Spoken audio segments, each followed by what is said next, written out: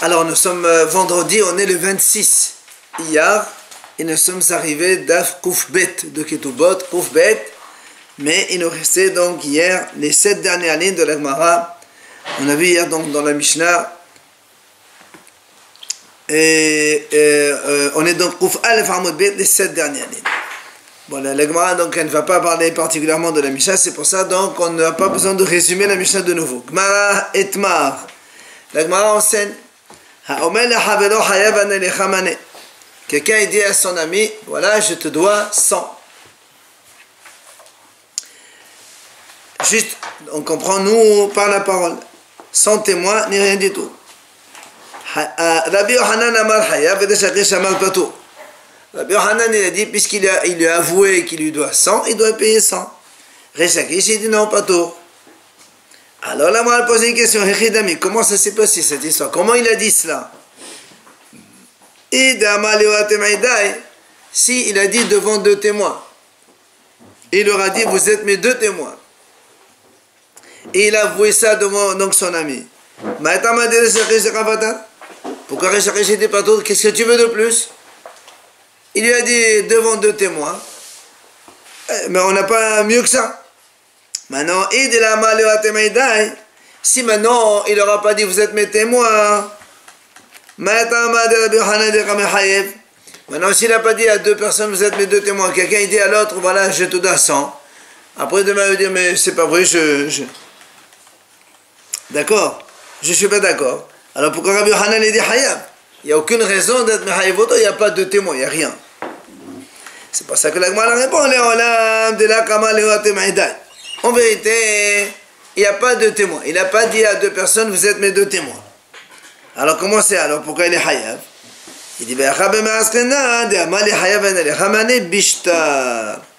en fait, il avait un papier dans lequel il lui dit, je te dois 100. On est dans les 4 dernières lignes. Il lui dit, je te dois 100. Ok?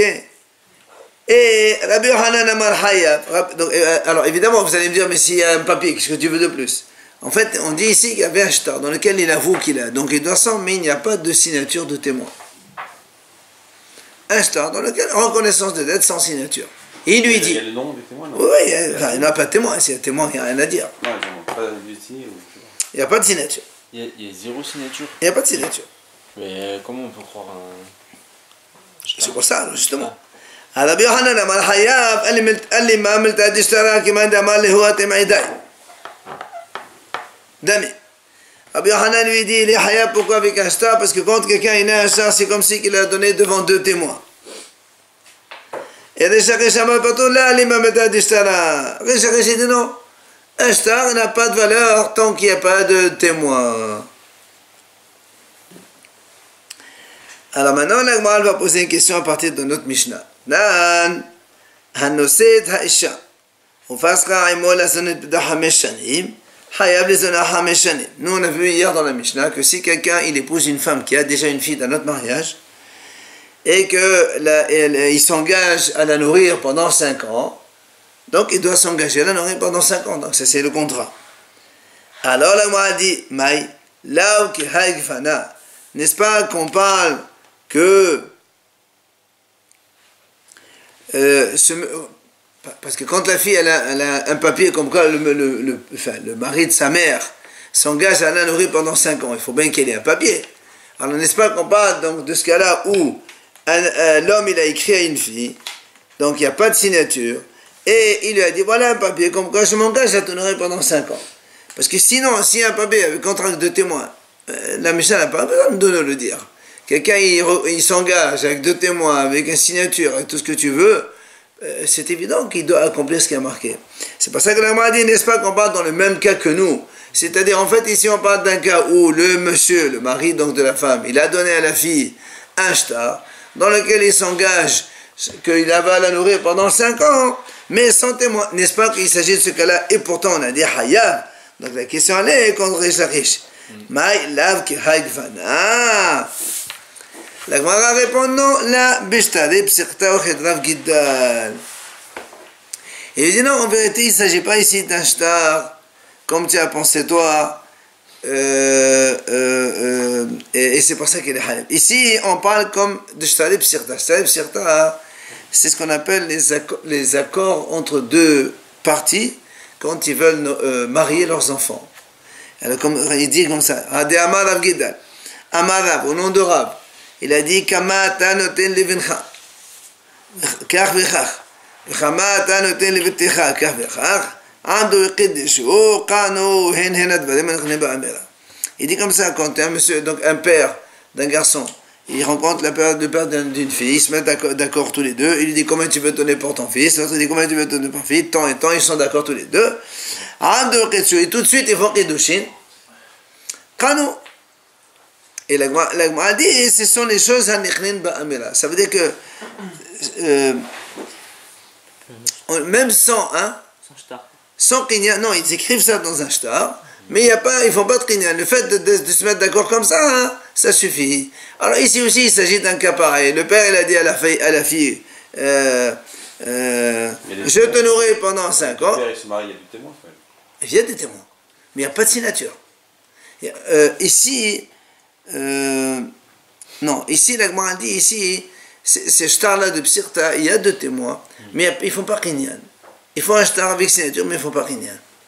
Donc c'est pour ça qu'il dit, ce cas chez nous, il ressemble un petit peu à ce shtar de Psirta. Et donc c'est pour ça qu'il est hayab. Mais dans la Mishnah, on comprend que c'est plutôt, il a écrit dans la Ktuva, ça. Quoi?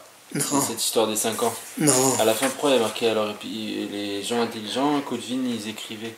Non, dans le shtar, pourquoi il dit dans le shtar, il dit voilà, je te nourris. C'est une condition de non, Ktuva pas. de nourrir sa fille 5 ans. Non. Ktuva, c'est pour la femme, c'est pas pour la fille. D'accord? Alors, la Gemara va poser une autre question. Tashema katav lichohen she'ani hayav lecha 5 sa'im. Un monsieur, il écrit un shtar. Un Kohen, il dit voilà, je te dois 5 sa'im. Alors que lui, le monsieur, il a un premier-né qu'il veut faire pidion, il veut racheter, d'accord? Il lui dit dans un papier, voilà, je te dois 5 sa'im. L'Agma dit là-bas, Hayav l'eten le 5 sa'im, ouvno ino padouille. Il dit, l'Agma dit, il doit lui donner 5 sa'im, puisqu'il sort un contrat, il a marqué qu'il est Hayav, et son fils, il n'est pas racheté. Alors, la Gemara, qu'est-ce qu'elle déduit de là? N'est-ce pas que là-bas aussi, quand tu as écrit un papier, d'accord, nous on a dit, il faut qu'il lui donne. Et son fils n'est pas racheté. Ça veut dire le fait qu'il a écrit sur un papier, qu'il est hayav de donner, même s'il n'y a pas signature de témoin, il doit le donner. Question contre Shakish, il a dit, quand on a un shtar pareil, ça vaut rien. Par là, ici, il y a marqué hayav l'etenlo. Il faut donner les pièces ou quoi, non? Hein? Il faut lui donner les pièces. C'est sûr. Mais quoi? Et c'est pour ça qu'on a dit, Hayab l'etanous. Donc ça, c'est comme si c'est une reconnaissance de dette. Lui, il voulait la donner en tant que rachat de son fils. Mais comme il a été dans un shtar, déjà, il faut qu'il paye ça. Maintenant, pour racheter son fils, il faut qu'il le rachète. Parce que ça, c'est une reconnaissance de dette, il te donné. Donc, en fait, une reconnaissance de dette sans signature, c'est valable, il faut qu'il paye. Question contre Shakis qui a dit non. La Gemara répond, pas du tout, c'est pas du tout la même chose. Pourquoi? Elle m'a dit, mais qu'est-ce que tu compares? Là-bas, tu sais pourquoi il lui a écrit? Parce que le père, comme il avait un premier-né, il avait donc l'obligation de donner 5 sa'im au Kohen. C'est pas pareil comme quelqu'un, il dit, voilà, je reconnais te devoir une telle somme. Ça, c'est pas une question de reconnaître te devoir, c'est parce qu'il faut qu'il lui donne. Mais Shorban, il est obligé de payer les 5 sa'im. Alors, la m'a dit, maintenant, dans ces cas-là, il y a rien à Maïkatab. À quoi ça sert d'écrire alors? Si c'est une dette qui est déjà officielle, Minatora, qu'est-ce que tu gagnes à l'écrire? Même sans l'écrire, de toute façon, il te doit 5 sa'im, ce père de garçon. N'est-ce pas? Alors, on m'a dit non, qu'il délévait le Kohen. Il lui a écrit à lui pour ne pas donner à un autre Kohen. S'il y a 2 ou 3 Kohanim, il dit à lui, il donne un papier, il dit voilà, c'est pour toi. Toi, je te donne pas, je ne prends pas un autre Kohen, je te prends toi. Hein? Il n'y a pas de compte à rendre. Mais si toi tu as choisi, pourquoi tu as écrit? Toi tu me donnes pourquoi j'ai écrit. J'ai dépensé pour lui dire à lui, c'est celui-là à qui je veux donner le pidon, et pas un autre. Ah, la m'a dit, la m'a dit, dans ces cas-là, pourquoi le fils il n'est pas racheté? Nous on a dit, il doit payer, Mais le fils n'est pas racheté. Pourquoi il n'est pas racheté? Si tout va bien et tu dis qu'il faut qu'il paye parce qu'il est Meshouabad Minatora, alors c'est terminé. La pièce, hein. Alors il dit comme ça. Kid'olad, amar olad, vat olad padou l'irchitem. ומאיתם אמנו בנוינו פדוק, c'est la chimiyom no podin bishtarot. En fait, il dit, la réponse c'est comment là? Là, il a dit comme ça, en fait, était Torah, normalement le fils il est padouille. Dès qu'il a donné l'argent, le fils il a racheté. Seulement, les Hachamim ont dit non, pourquoi? Parce que si, avec ça, on dit que c'est valable, les gens ils vont croire qu'on a le droit de racheter avec des shtarot. Et nous on sait très bien qu'on n'a pas le droit de racheter avec des shtarot. Quand on rachète un enfant, il faut donner des pièces, et si tu fais un shtar, imaginons que demain il arrive un cas où le Kohen devait 5 pièces au monsieur, alors il lui dit, alors c'est bon, ce que tu me dois, je te le donne annulé, voilà, et ça c'est pas valable. On ne peut pas racheter avec un shtar. Il faut donner quelque chose, et donc, c'est pour ça qu'on a dit ici, le Haramim ont dit, mais shtar il n'est pas valable. Amar Rava Ketanaï. Rava il a dit c'est une mahloket donc des Tanaïm. C'est-à-dire, c'est que quand quelqu'un il écrit un shtar dans lequel il n'y a pas de signature, est-ce qu'il est hayav comme l'a dit Rabbi Hanan ou pato comme il s'agit? C'est une mahloket des Tanaïm. Où c'est qu'on a vu ça? Il dit Arev hayase ahar hitum shtarot.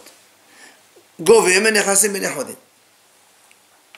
Si quelqu'un il a donc un shtar, quel que soit le shtar, donc vente ou dette ou autre, il y a témoin et il y a les signatures des deux témoins. Donc c'est un shtar officiel, il n'y a rien à dire. Seulement, après la signature des témoins, il y a le garant.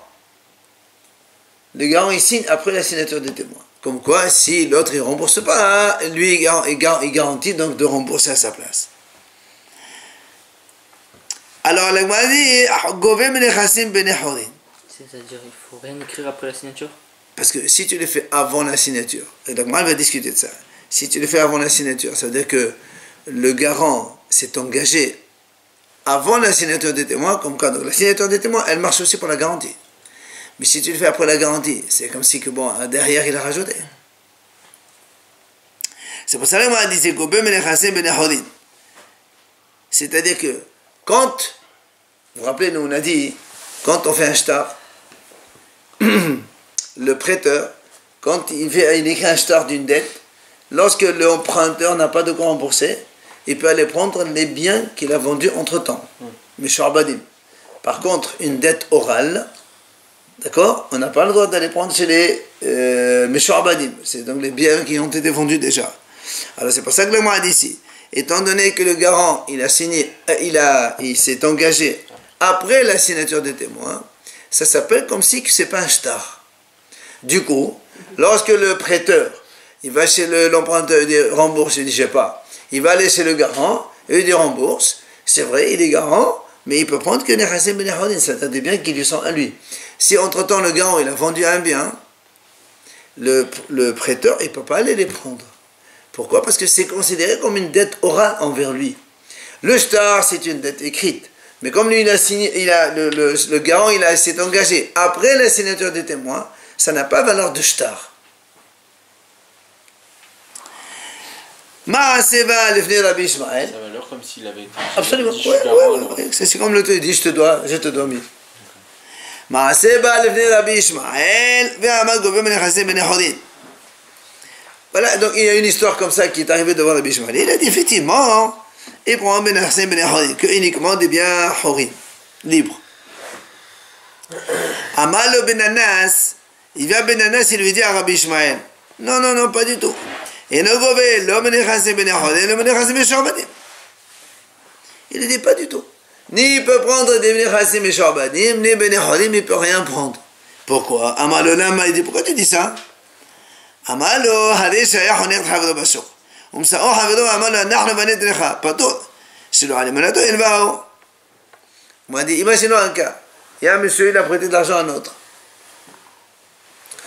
Et après un temps, il ne rembourse pas. Un jour, tu le vois en train de l'étrangler, il veut l'étrangler. Toi, tu lui dis, laisse, je te paye moi. Il va le laisser. Tu n'es pas obligé de payer. Pourquoi tu l'as sauvé la vie alors? D'accord? Il dit la même chose ici. Quand tu mets le garant derrière la signature, l'autre, quand il a fait le prêt, il lui a donné l'argent, il a fait signer les témoins, le prêt il est terminé. Il rajoute le garant qui est voilà, si vraiment tu veux pas, voilà une garantie derrière, mais c'est en plus. La même chose, c'est pour ça qu'il lui dit ça. La garantie ici, elle ne vaut rien du tout. C'est comme si quelqu'un lui dit voilà, je te rembourse, non, je ne te prête pas, à moins que tu amènes des garants. D'abord ici le papier il prête tout, après il dit voilà il y a un garant, ça ne veut rien dire. Alors le m'a dit Rabbi Yochanan Rabbi Ishmael donc Rabbi Yochanan qui a dit quand un homme dit hayav de payer les hayav à l'oral, c'est comme il a dit Rabbi Ishmael, parce que Rabbi Ishmael a dit il doit quand même l'emprunteur aller prendre le garant, mais même dans ses biens libres. Alors que Ben Anas, lui, c'est comme Rish Lakish, il est comme Ben Anas. Rish Lakish, il a dit Patour, il ne paye pas. Ben Anas aussi, il a dit Patour. Est-ce qu'on va dire cela? Donc, Mahlok de Tanaïm. Alors, la moelle répond Alebad Ben Anas, que les Alma l'appelent. Elle m'a dit non, en vérité, je peux te dire que c'est sûr que Rabbi Yochanan, quand il a dit Hayav de payer, il ne peut penser comme Rabbi Ishmael, mais pas comme Ben Anas. Parce que Ben Anas, quand il a dit Patour, déjà ici, où il y a le Arev, la garantie, c'est marqué dans la Torah. À la vente, c'est marqué dans la Torah. Et Ben Gadol a dit Patour. À force chez nous, c'est Patour. Donc c'est sûr que ce Rabbi Hanan, Ben Anas, il dit que c'est Patour. Qui plairait à l'ébad de Rabbi Ishmael. La mahloket, c'est selon Rabbi Ishmael. C'est-à-dire, Rabbi Yochanan, quand il a dit Hayab, il pense comme Rabbi Ishmael, il a dit Hayab, ça, c'est pas un problème. Par contre, Rish Lakish, même s'il a dit chez nous Patour, Rish Lakish, Ad kan le kama Rabbi Ishmael a mis des shaykh, les sherboud de Oraïta. Abalakha la sherboud de Oraïta. Donc, moi, dit, Rish Lakish, il te dit comme ça. Là-bas, moi, je dis Patour, c'est sûr.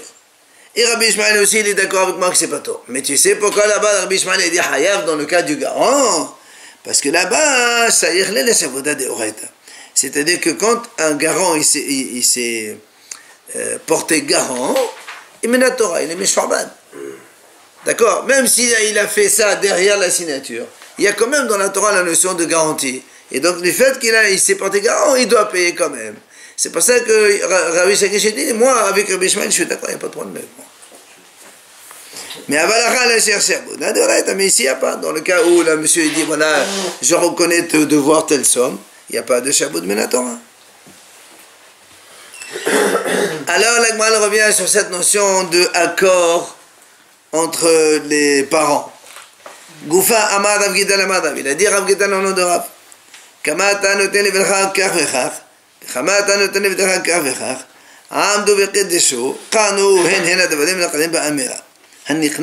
Donc on a dit tout à l'heure, quand il y a deux parents, deux pères, le père de le garçon et le père de la fille qui se mettent d'accord, un il dit à l'autre combien tu donnes pour ton fils, l'autre il dit combien tu donnes pour ta fille, tant, et tous les deux sont d'accord, après ils font Kiddushin, il dit ce sont des choses, la parole vaut accord. Donc on écrit même sans Kinyan, d'accord, on écrit ça même sans Kinyan, eh bien, il y a ce qu'on appelle accord, acquisition, et tout est haya. Amar Rava, il vient Rava et dit, tu sais, ce qu'il a dit là maintenant que ça marche, cet accord-là, c'est seulement quand la fille, elle est na'ara. Pourquoi? Parce que le père, quand il fait ça, il va recevoir l'argent de Kiddushin. Puisque quand un père, il est mercadé sa fille na'ara, l'argent, il lui revient. Donc l'argent des Kiddushin, il va revenir au père de la fille. C'est pour ça que Rava, il dit, quand est-ce que Rav, il a dit ça marche? C'est quand il y a une na'ara. Aval, bogeret, de lamate aliyade la. Mais si c'est une bogeret, l'argent des Kiddushin, il va rester chez la fille. Le père dit, moi j'ai aucun profit là-dedans. Alors peut-être je ne suis pas d'accord. L'accord qui n'a pas été acquis selon les lois de la Torah, il ne vaut pas accord. Il est d'accord sur quoi? Non, nous on est en train de parler d'un accord qui a été donc oral, qui a été mis sur papier, mais sans kinyan. Si on ne fait pas Kinyan, on n'a rien fait. Quelqu'un qui se marie, donne une Ktuba à la fille, s'il n'a pas fait Kinyan de la Ktuba, il ne s'est pas engagé, ça ne vaut rien du tout. Tu es obligé de t'engager. Alors là aussi, il ne s'est pas engagé. Alors, là il ne s'est pas engagé. Mais les Hachamim considèrent ça comme un engagement. Quand est-ce qu'il dira seulement quand elle est Nahara, parce que l'argent, quand même, le monsieur, il y a quelque chose. Mais s'il n'a rien, parce que les Bogueret, alors il n'y a pas d'accord.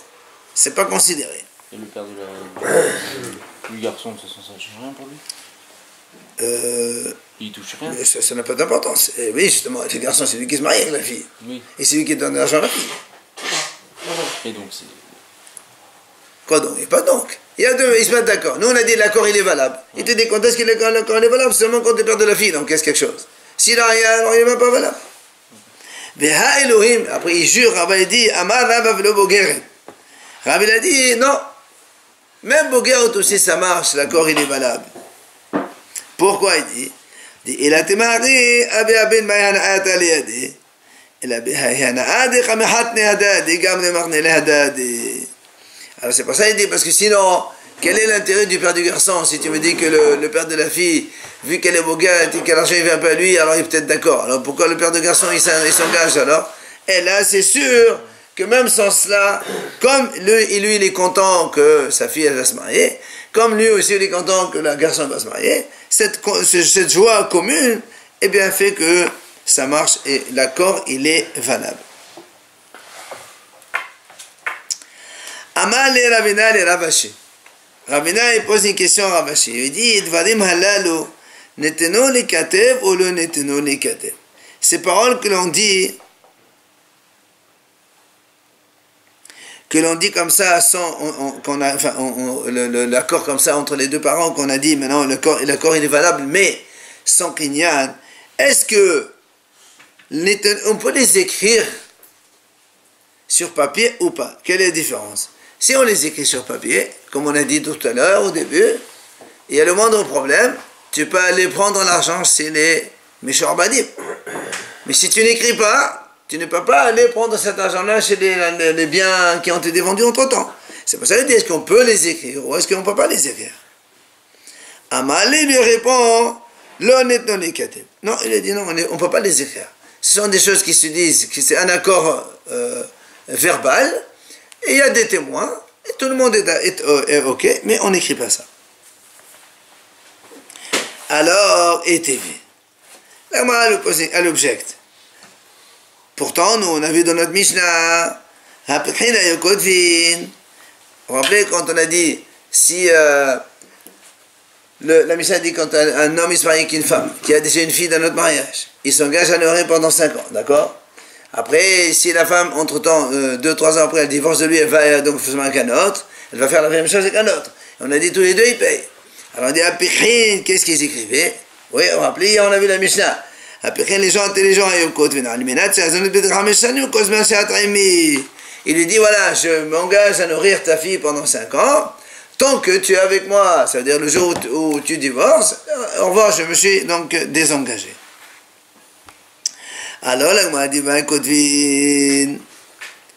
qu'est-ce que c'est écrire? Ils disent seulement, puisque nous on a dit que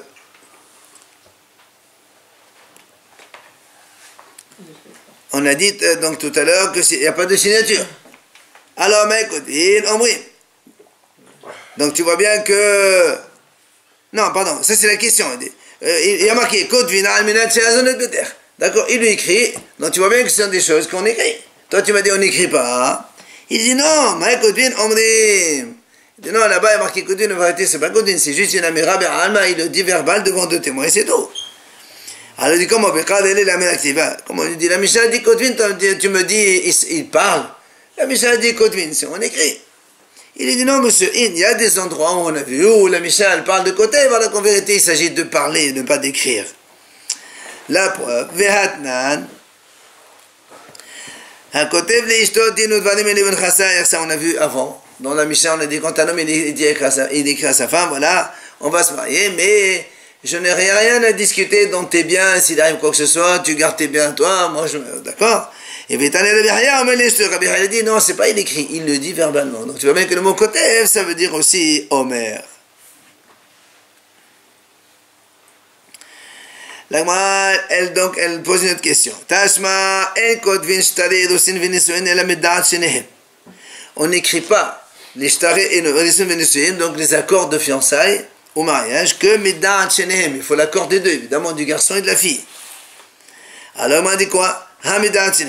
Donc, s'ils sont d'accord, alors on écrit. Alors, il dit la même chose. N'est-ce pas qu'on parle des accords dont on a parlé tout à l'heure et pourtant on écrit? Toi, tu m'as dit, on ne les écrit pas. Ah. Il a dit, non, monsieur, on ne parle pas ici des accords verbaux qu'on écrit. Il dit, ici, en fait, au lieu de lui dire, tu lui écris sur un papier, il lui donne le shtar. C'est ça qu'on écrit. C'est obligé d'écrire, sinon il n'y a pas de Kiddushin.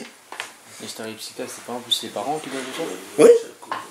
Eux, ils n'ont rien à voir avec. Mais ça fait rien, mais c'est un accord qui engage les deux. Et tant que tu m'as dit on écrit, toute la question est, est-ce qu'on écrit cela ou on n'écrit pas cela? Toi tu m'as dit...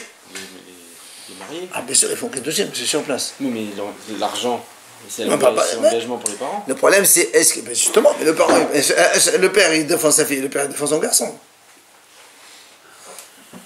Alors il a dit non, alors pourquoi il faut Midat Shenehem? Il dit parce que Kedra Papa Verav Sheravia. C'est comme ils ont dit Rav Papa et Rav Sheravia. Dites-moi. Ktavo Lishma Veshelo Midata.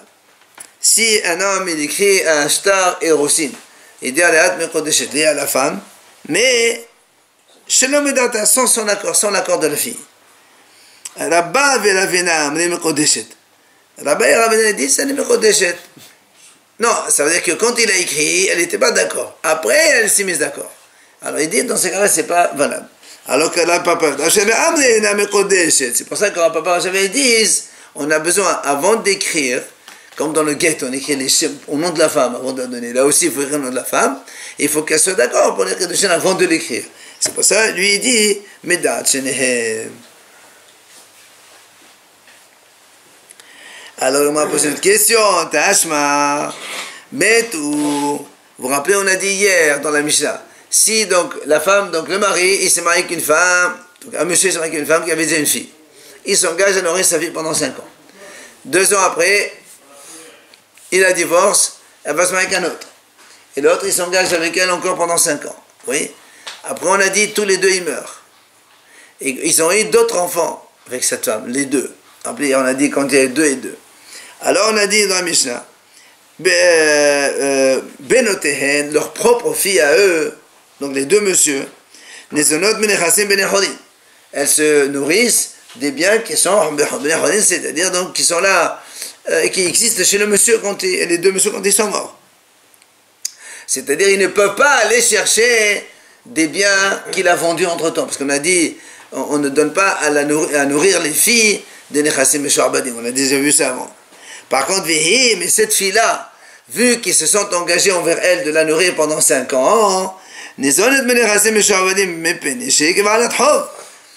par contre, elle a le droit d'aller prendre des Nechassim Meshuarbadim. Pourquoi? Parce qu'elle est considérée comme une créancière, puisqu'ils lui doivent cet argent-là. Alors, s'ils lui doivent, c'est qu'on a écrit ça sur un shtar. Comment toi tu as dit là-bas, c'est un accord verbal, on n'écrit pas, hein? Alors il répond, il dit, en vérité, il n'a pas écrit. Mais il a fait Kinyan devant 2 témoins. Il a fait Kinyan à la fille, comme quoi, il la nourrit pendant 5 ans chacun, et c'est pour ça que ça vaut, donc, comme une créance. Qu'est-ce qu'on avait vu que si, par exemple, on ne marque pas, tu peux se marier, il est obligé de la nourrir? Oui, c'est ce qu'on a dit hier. S'il ne marque pas à vie. Oui. Non, il a marqué pendant 5 ans, pas à vie. S'il ne marque pas. Pourquoi c'est marqué? Quand il se marie. Jusqu'à ce qu'elle se marie. Hein? Jusqu'à ce qu'elle se marie. Même si la femme, elle s'en va. Oui, c'est vrai. C'est quoi faire Kinyan? Kinyan, c'est bien sur un papier. Oui, tu veux un Kinyan. Comme quoi je m'engage à ce que. Je lui. Non, pas pour ça. Je te parle quelque chose, je fais un Kinyan devant 2 témoins. Tu l'as. Oui, 2 témoins, je fais Kinyan. À quoi il sert ce Kinyan? Comme quoi je m'engage à la nourrir 5 ans. Pour acquérir une chose. Non, Kinyan, tu peux acquérir toi à quelqu'un aussi. Quand on fait Aïrouf, tu fais faire Aïrouf à tout le monde. Tu dis à quelqu'un acquiert pour tout le monde. Kinyan, c'est ça. Là aussi, moi je prends 2 témoins, je dis à un des deux, lève ça, et je m'engage à nourrir sa fille pendant 5 ans. Elle est là obligatoirement devant? Non, bah, pas obligatoirement. Alors on m'a dit, Akhi Banot Nami. Alors pourquoi les propres filles, tu as dit non? Pourquoi on a dit les propres filles à ce monsieur-là, à ces deux messieurs, elle ne peut manger que les biens qui sont libres, elle ne peut pas prendre le Sharbadim. Ben, eux aussi, il fait Kinyan. Il a dit non, Bishekano Lazo, Velokano Lazo. Il dit non, ils ont fait Kinyan à cette fille-là étrangère, mais ils n'ont pas fait Kinyan à leur fille, à leur propre fille. Alors on a dit, Ouma, il passera, tu décides comme ça. Il dit, c'est pas pareil. Pourquoi? Et il dit, ah, Bishat Kinyan, Mahnela Kinyan. Ben, non, de la Bishat Kinyan, la Mahnela Kinyan. Il dit, il y a une différence entre les deux. La fille étrangère qui est venue, quand elle est venue, elle existait. Quand ils ont fait Kinyan, elle existait, puisqu'elle est la femme. Le premier mari, quand il s'est marié avec cette femme-là, elle avait déjà la fille. C'est pour ça qu'ils ont fait Kinyan, elle existe là. Mais leurs filles à eux, ils ne sont pas encore nés, puisqu'ils vont naître plus tard. C'est pour ça qu'ils ne font pas Kinyan. Ça, c'est marqué dans l'Aktuba que toutes les filles qui naissent de la femme, donc elles doivent se nourrir. Mais c'est pour ça qu'on ne peut pas leur donner des Rasim Sharbadim. Donc la fille qui est étrangère, elle a eu un Kinyan parce qu'elle existait. Mais les filles qui vont naître plus tard, elles n'étaient pas là encore, elles ne sont pas encore nées, donc il n'y a pas de Kinyan. Alors le m'a dit pourquoi? Et pourquoi ça n'existe pas que l'autre fille aussi elle existe? Comment? Il dit par exemple, imaginons, le monsieur il se marie avec la fille, elle a déjà avec la femme, elle a déjà une fille d'un mariage étranger, très bien. Après, lui il a une fille avec elle, donc ça fait deux filles. Imaginons le monsieur, il divorce de cette femme. Après, il la reprend. Quand il la reprend, il est obligé de nourrir la fille, la deuxième aussi, la sienne. Et là, elle est née, elle est là. Alors, donc tu vois bien qu'on peut faire les deux. Alors, pourquoi une, tu dis, elle prend Misharbadim, mais l'autre, elle ne prend pas? Hein? Mais dans l'ordre Ça n'a pas d'importance. Ça n'a pas d'importance. Alors, la mère répond, elle a ehidilé ta bedin, mahnela kenyan. Il dit non, c'est pas pareil. La fille étrangère, quand l'homme s'est marié avec cette femme et qui avait déjà une fille dans notre mariage, cette fille-là, elle n'est pas marquée dans l'Aktuba. Dans l'Aktuba, il dit à sa femme, quand il se marie avec elle, les filles que j'aurai de toi seront nourries, etc., etc. Mais cette fille-là, il n'a pas eu de elle. Donc comme cette fille-là, elle n'est pas marquée dans l'Aktuba, il est obligé de lui faire un Kinyan. D'accord, c'est pour ça qu'il dit. Et la fille étrangère, elle n'est pas marquée dans l'Aktuba, c'est pour ça qu'elle la Kinyan. Mais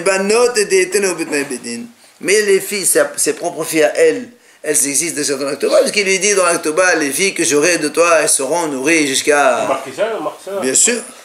Alors cela, la Manelo Kinyan. Il fait aussi Kinyan, l'Aktuba. Hein? Il fait aussi Kinyan. Très bien, à la femme, pas à la fille. L'Aktuba Kinyan, c'est pour la femme, c'est pas pour la fille. Avec le contenu. Non, c'est pour la femme. Parce que quand il fait Kinyan, la femme et la fille, elle n'est pas encore née, elles ne sont pas nées encore.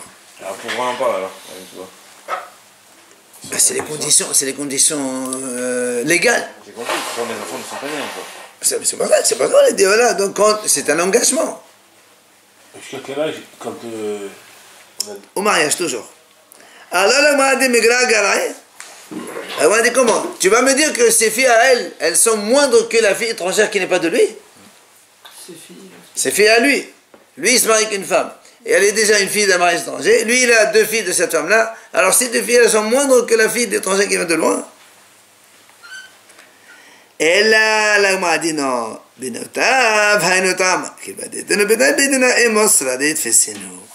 On m'a dit non. Tu sais pourquoi on privilégie la fille étrangère par rapport à ses propres filles? Parce que comme c'est ses propres filles, on va dire, certainement, il leur a donné déjà pas mal d'argent. Il leur a fait un petit compte en banque, un petit livret à droite, à gauche. C'est sa propre fille à lui. Donc, du coup, elles ont déjà de quoi. Alors qu'elle, l'étrangère, elle n'a pas. C'est pour ça qu'il est obligé de faire réaliser l'accord l'engagement qu'il a fait. Après, on a dit dans la Mishnah, Lo Yomar Adishon. Rappelez-vous, quand on a dit le monsieur qui s'est marié avec une femme, elle avait déjà une fille donc d'un mariage étranger. On a dit, donc il s'était engagé pour la nourrir pendant 5 ans. Après 2 ans, il divorce, elle va donc se marier avec un autre. Il fait la même chose. On a dit, le premier, il ne va pas dire. Non, là on parle d'un cas où il a divorcé seulement. On a dit, quand elle a divorcé, le mari ne peut pas lui dire, écoute, viens ici chez moi, je te nourris. Non, tu la mets sa nourriture là où elle est. Ouais, il y a une obligation. On parle d'un cas simple, d'accord? On a dit dans la Mishnah comme ça, 2 secondes. C'est marqué, Lo yomar alishon, Nisset, c'est ça. C'est ça. On parle de ce cas-là. Donc le mari s'est marié avec une femme. Elle avait une fille. Il s'est engagé de la pendant 5 ans. Après, 2 ans après, elle est partie, il s'est marié avec quelqu'un d'autre. Le premier, il ne peut pas dire, écoute, moi, tu veux que je te nourrisse, Bechavod, viens, habite chez moi. Mais comme elle s'est mariée avec un autre, il ne veut pas la nourrir. Nous, on a dit, il n'a pas le droit de dire ça. Puisqu'on a dit, il doit le nourrir comme lui, comme l'autre aussi. Tous les deux doivent nourrir. Mais pour l'instant, on nous dit, il ne peut pas dire à la fille, tu veux que je te nourrisse? Viens chez moi. On ne dit pas ça. Pourquoi? Amar Rav Hasda, Zotomeret bat et Tselema. De là, on apprend. Non, elle peut venir pour manger après le repas, après, c'est pas un problème. De là, on apprend, la fille, elle reste avec sa mère. Mais c'est normal, c'est sa fille. Si elle n'est pas en bon terme. Non, ça veut dire que. C'est sa fille, ce monsieur, comment Il va pas aller avec, bien sûr. Quoi? C'est Sa fille, elle va rester avec sa mère. C'est même pas sa fille à lui. En plus, qu'est-ce qu'il va faire avec ça? Non, non, mais ça, c'est pas. On parle pas que de ce cas-là. Quand il y a des automérènes. De façon générale, quand une fille, par exemple, si le mari il est mort, de façon générale, ou il a donc, imaginons le mari il est mort. Maintenant il y a 3 ou 4 frères, ok? Ils peuvent dire à la fille, écoute, viens chez nous, on te nourrit. Tu iras chez ta mère, on ne peut pas te nourrir. Viens ici avec nous, viens habiter avec nous, on va te nourrir. Il dit, on ne dit pas ça. La fille elle reste avec sa mère.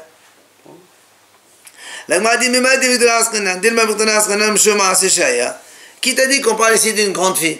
Parce que toi tu m'as dit, voilà, de là on déduit qu'une fille elle reste toujours avec sa mère. Peut-être qu'ici il s'agit d'une petite fille. C'est pas ça qu'elle reste avec sa mère. Mais si elle était grande, on peut lui dire où tu viens, ou sinon on te donne à manger. La preuve, il est dit, parce que nous on a vu.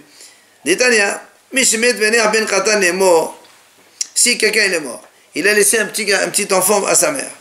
Yosef Omrim, il a gardé le sel. Les héritiers du père disent, il reste avec nous, sinon on ne lui donne pas. Et sa mère dit, non, moi je le garde avec moi, je ne laisse pas avec vous. On le laisse chez sa mère et pas chez les héritiers. Et la Gemara raconte,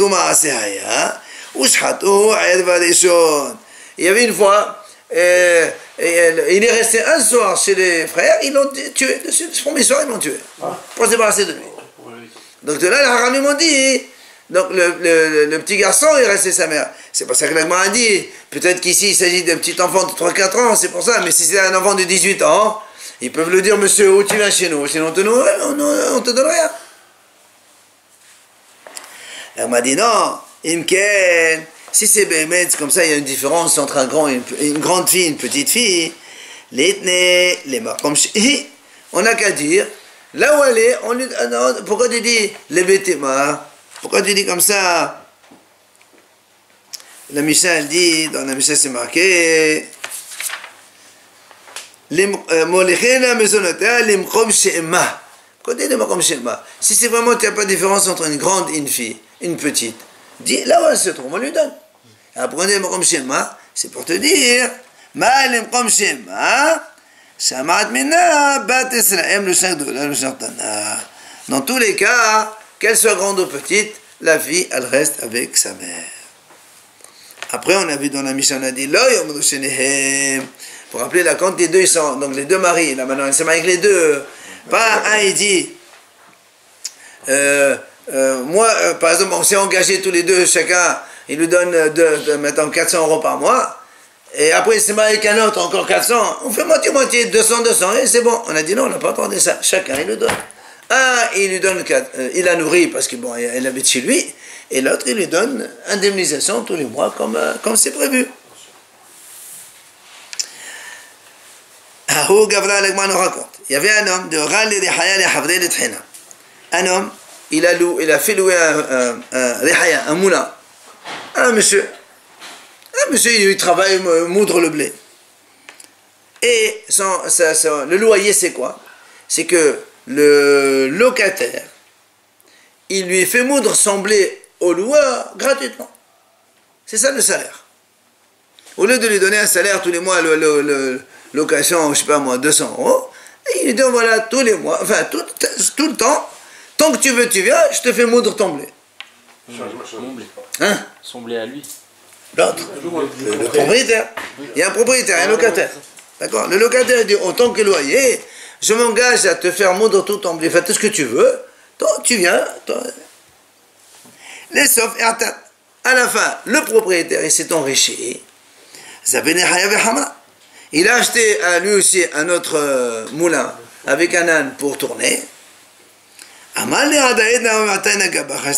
lui dit, jusqu'à présent, j'avais besoin de toi pour moudre le blé et tout ça.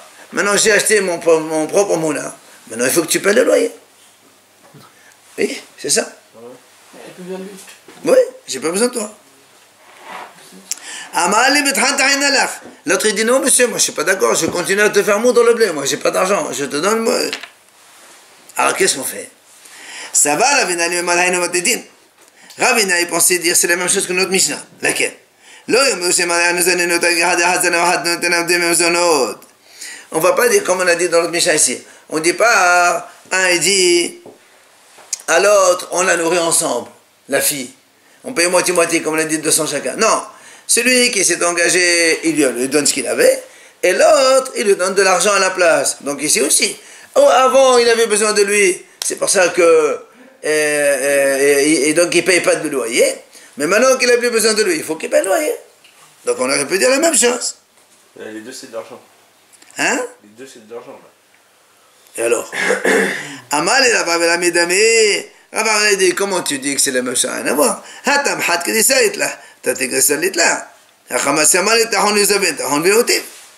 on dit comment tu peux comparer les deux? Là-bas, la fille, tu peux pas dire tous les deux ils vont la nourrir, elle a un seul ventre, elle n'a pas de ventre.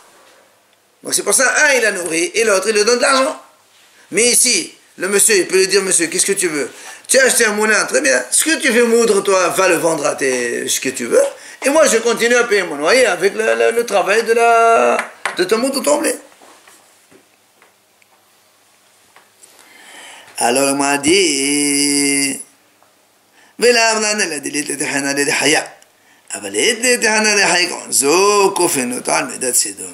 m'a dit, effectivement, on fait comme ça.